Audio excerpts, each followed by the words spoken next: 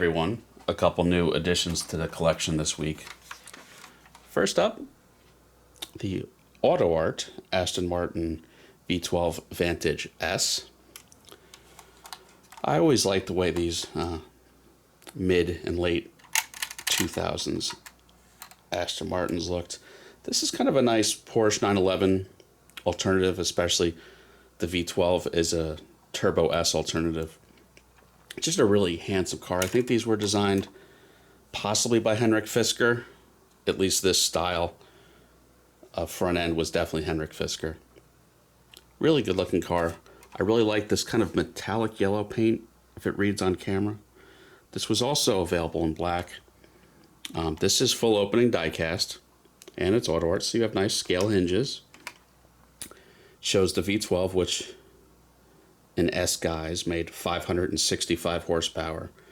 Only available with 2 pedals, but the regular V12 was available with a manual, so that's cool. Again, 565 horsepower. A pretty old dated V12, but it's not that large of a car, so it's a lot of engine. There's the interior with the yellow accents. You do have carpeting. And always pay attention to the doors on the Astons. They have a certain name that I forget, but they kind of tip up as they open up. If you can make that out. Kind of neat. Not quite, a scissor door or a gull wing door, but distinctive nonetheless. Trunk opens.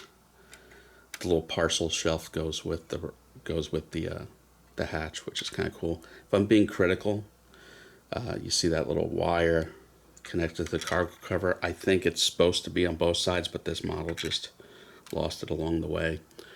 Very few things are perfect, but I did notice that. You do have carpeting in the trunk. You have very nice wheels and tires. These probably had carbon ceramic brakes from memory. Not too much to see underneath. These probably were about $129 retail, about 10 years ago. I paid via Facebook $125 shipped, so not an appreciated price. At that price, I'm not mad at. It usually does over $200 on eBay for packaging. The slightly updated blue and black window box. Nothing too exciting there.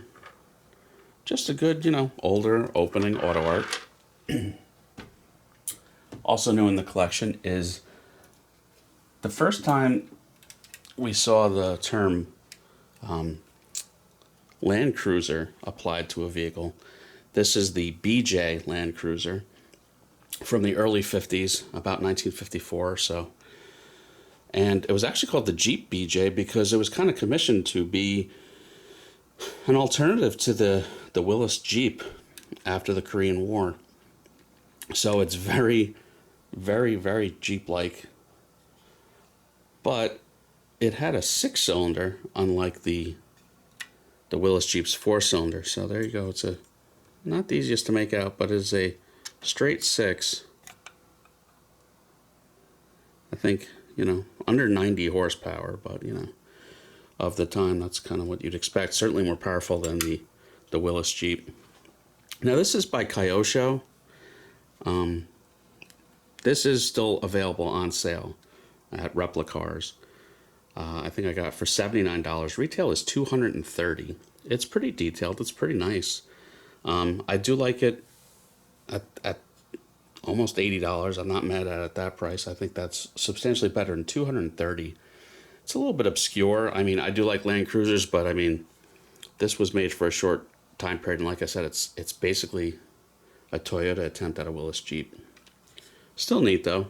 Offered in a couple different colors. I think tan with red interior and this bluish gray. Relatively detailed underneath. It's a pretty simple model, but wheels and tires are good. Detail is good. In terms of packaging, not much to talk about. Just an oddly small box. It's definitely smaller than normal. Fully enclosed. Just marked Toyota Land Cruiser BJ. This is probably about a 1954, if we're being exact. kind of shows you on the packaging how much smaller. It's just, I'd say it's about 30% smaller.